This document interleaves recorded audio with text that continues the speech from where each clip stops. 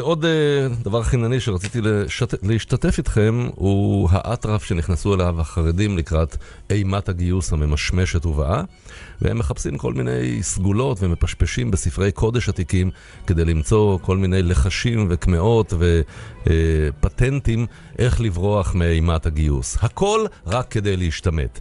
אז אחד הרב חיים פוקס בכיכר השבת מצאנו שאומר, הנה הסגולות להינצל מגיוס לצבא. מה הם הסגולות? חתונה, תתחתנו. קודם כל, וכבר אתם פטורים. הידור בתפילין, זכות הצדיק, הציצית, זכות אבות שמגינה מפני הצבא, וזכות ארץ ישראל. אלה הכותרות. מי שרוצה עוד יותר מזה, יעיין קצת בתוך הדברים האלה, וימצא למשל כמה דברים נחמדים. כמו למשל סיפור של הרבי מרזדין, באה יום אחד אישה גרושה לבקש מפיו עצה. היא כתבה תנאים, זאת אומרת היא מתכוננת להתחתן עם אברך שעדיין אין בידו פטור סופי משירות בצבא, אלא רק כרטיס ירוק שהוא כידוע פטור זמני בלבד, והיא חוככת בדעתה האם להינשא לו עכשיו או לחכות עד שיהיה הפטור בידו, כי היא אומרת מה, עוד רגע יקחו אותו לצבא ואני אשאר עגונה ושוממה ומסכנה. השיב לה רבי גרשון, תיכנסי איתו לחופה ותראי באחריותי לא יגייסו אותו. יצאה האישה. ראה רבי גרשון את חסידיו, מסתכלים עליו ואומרים, איך אתה יכול להגיד לה שהיא יכולה להתחתן איתו והוא לא ילך לצבא? פנה אליהם הרב ואמר, מה אתם תמאים? מה אתם חושבים, שאת רוח הקודש אני ראיתי? לא, העניין הזה הוא פשוט מאוד. למה נתנו לבחור הזה כרטיס ירוק זמני לפטור? כי הוא נראה, ראיתם אותו, הוא נראה חלוש וחולני, ומשום כך ראתה הוועדה לדחות את גיוסו רק לשנה, שמה יבריא בינתיים. אלא שהוקשה לי, זאת אומרת, נשאלתי, איך זה יכול להיות אישה צעירה כל כך וכבר היא גרושה?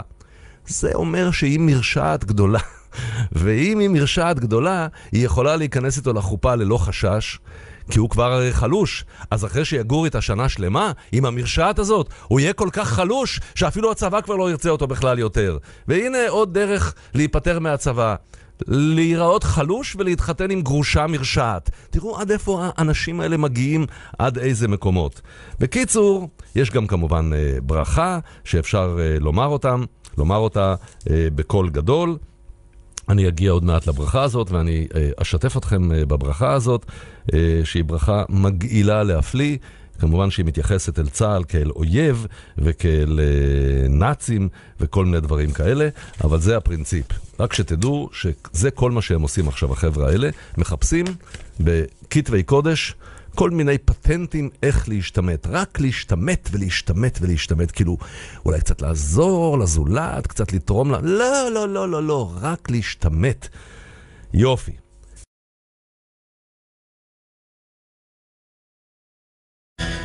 סגולה להינצל מגיוס לצבא, זו הכותרת של טור שמופיע באתר החרדי כיכר השבת. כותב הרב חיים פוקס, אני חושב שמה שמעניין את רוב הציבור החרדי היום לפני הצרות הכלכליות שממשמשות עלינו ובאות, זה גיוס בחורי החמד שלומדים תורה ומצילים אותנו ואת כלל ישראל מכל צרה. שלום הרב חיים פוקס. שלום וברכה, בוקר טוב. ראש מכון סגולת אמת.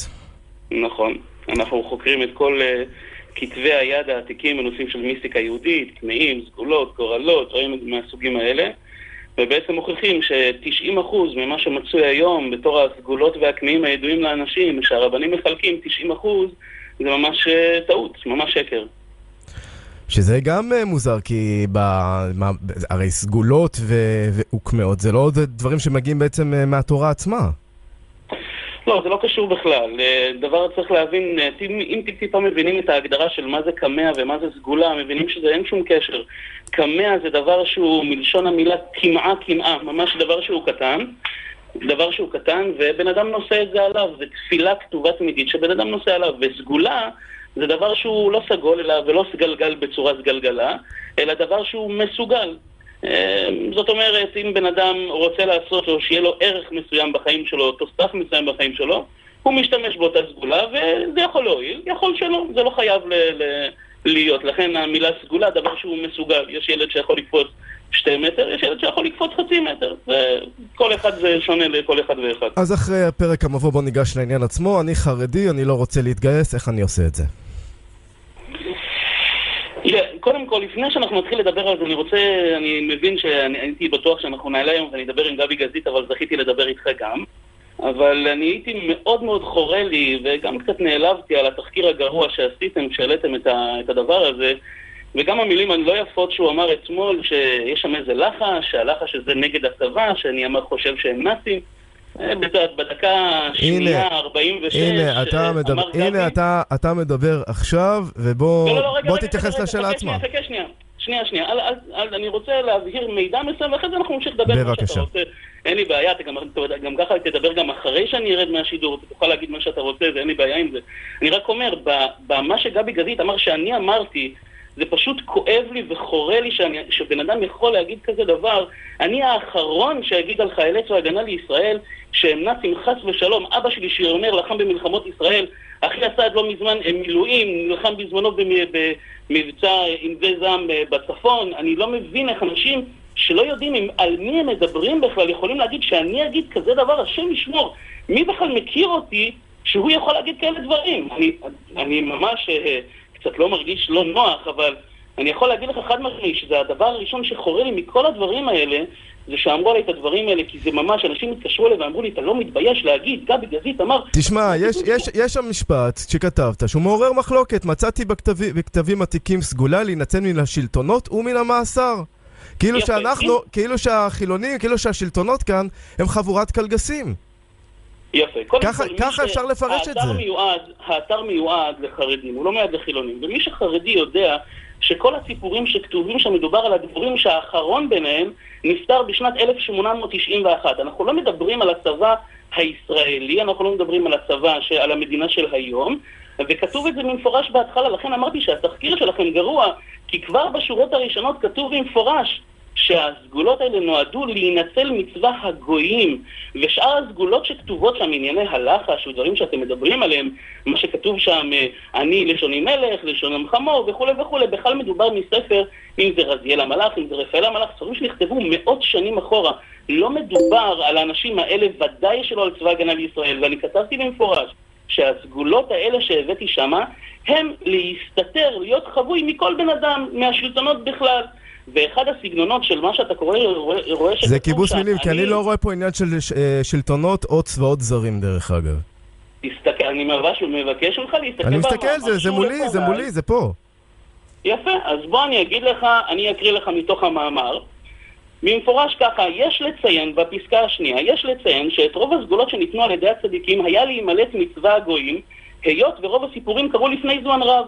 ושאר הסגולות הם להתעלם מן העין, כמו שמקובל בספרים, בעיקר רואה ואינו נראה. כמובן שלא מדובר להיות שקוף ולהתגייס למוסד... כן, אבל אתה,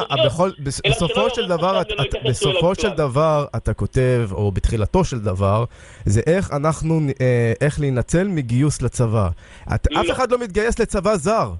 לא. אתה מתגייס לצהל, אז אל תהפוך את צהל לצבא זר, ואל תדבר בכלל על צבאות זרים, כי זה לא קשור בכלל. לא נכון, בוא אני אסביר לך. אני עוסק במחקר על סגולות, ובתור טור אקטואלי לחלוטין שמדבר נושא עכשיו של גיוס לצבא, אין סגולות להינצל מצווה הגנה לישראל, לא קיים כזה דבר. לכן הבאנו את הדבר שהכי קרוב וקשור לזה. אני למשל, שמגיע שבועות, אני כותב סגולות על שבועות, שמגיע פסח, אני כותב סגולות על פסח. כל דבר שהוא אקטואלי, אני לא בוחר פה צד, ובלי שאמרת כמו שאמרתי לך, לא אמרתי לך, אמרתי לטכנאי גם. אני בעד הגיוס של אלה שלא לומדים, מי שמכיר אותי יודע, ולכן אני מתרעם, לכן אני כועס. אני בעד הגיוס של בחורי הישיבות שלא לומדים, לקחת אותם בכוח, כמו שהרב שטיימן אמר, במפורש חד משמעי, מי שלא לומד תיקחו אותו לצבא ועכשיו. אז עכשיו, לבוא ולהגיד לכולם אז עכשיו תלמידי הישיבות שכן לומדים תורה, איך הם ניצלים מגיוס לפי שיטתך? קודם כל, לא לפי שיטתי, כל מה שכתבתי זה לא ממני, זה דברים שהם כתובים מתוך הספרים העתיקים. ולעניין עצמו? אני סובר שבן אדם שישב וילמד, גם כחכמים סוברים ככה, בן אדם שישב וילמד, אם הקדוש ברוך הוא רוצה שיקחו אותו לצבא, ייקחו אותו לצבא. אני אספר לך סיפור של 3 שניות בדיוק. היה חפץ חיים, אתה בטח שמעת, אני מאמין. חפץ חיים בזמנו הוא נפטר עוד אחרי מלחמת העולם השנייה הראשונה, או אפילו הגיע למלחמת העולם השנייה. היה ידוע שמי שהיה רוצה להינצל מהצבא, היה הולך אליו מקבל ברכה, והוא אומר לי, לא צריכים אותך בצבא. היה זורק איזה משפט בסגנון הזה, הבן אדם היה ניצל במקום. אבל היו בחורים, וזה ידוע, שהוא אמר להם, למה לא? צריכים גם חיילים. היה בוודאות ידוע שאותו בחור ישיבה, על אלם חמד ממש חמודות שהיושב ולומד, היה בדוק וידוע שהוא הולך לצבא. למה? גם החפץ חיים היה לו דעה מסוימת שיש בחורים שצריכים ללכת לצבא. אף אחד לא אומר שכולם צריכים לצאת מזה. אני חושב שאתם מתפרצים על דלת פתוחה. האינהרציה הזאת היא שיש בחורים שכבר היום הולכים ומתגייסים לצבא, נכון שזה טיפין בעיניכם, אבל בעינינו זה נראה המון, והיא רק גודלת וגודלת. וההתפרצות הזאת היא נגד רק מזיקה למהלך הטוב הזה, שיש בחורים שכן הולכים ומתגייסים לצבא. לא מספיק הרב פוקס. הרב פוקס, נגיד שהחלום הרטוב של הרבה מאוד חרדים קורה, כל החילונים ממריאים, הארץ נשארת רק עם חרדים. מי ילחם כשיתקפו ממצרים, כשיתקפו מסוריה? מי ילחם את המלחמה שלכם? אתה יודע מה? אני אענה לך באותה תשובה חכמה כביכול, כמו שאתה שואל אותי, כשנגיע לשם נדבר על זה. זה לא חכם, זה לא חכם. זה לא הגיוני וזה לא קשור. זה מה שאני אומר, גם השאלה שלך היא לא חכמה, הרי לא הגיונית וזה לא קשור. כמובן כל אחד צריך ללכת בדרכה, וכל אחד יש דרך, כמו שהגמרא אומרת, צריכים שיהיו חיילים, צריכים שיהיו נגרים וצריכים שיהיו פחחים, וכמובן כאן צריכים שיהיו חיילים, זה לא קשור. גם חרדים צריכים ללכת לצבא חד משמעי, ואני אומר לך את זה בפעם הרביעית, ואני לא מבין למה אתם לא מפנימים. חייבים ללכת, אלא מה? יש כאלה שבאמת יש להם תורתם אומנותם. כמה אנשים כאלה יש? כמה אנשים כאלה יש? למה שאני אלך לאוניברסיטה כלשהי ואני אחליט ואני אגיד לך, סליחה אדוני, יש יותר מדי בחורים שלומדים כאן, אני אפילו לא רוצה להגיד כל מיני מקצועות כל כך מעניינים שאנשים לא עוסקים בזה בחיים שלהם, ובכל זאת מקבלים איזה מענק מהממשלה בשביל ללמוד את אותו מקצוע שהם בחיים לא ילמדו. אבל אני לא נכנס לזה, ואני לא אעמוד בשערי האוניברסיטה ואני אחליט מי ייכנס ומי לא. מי שמחליט ללמוד, שילמד.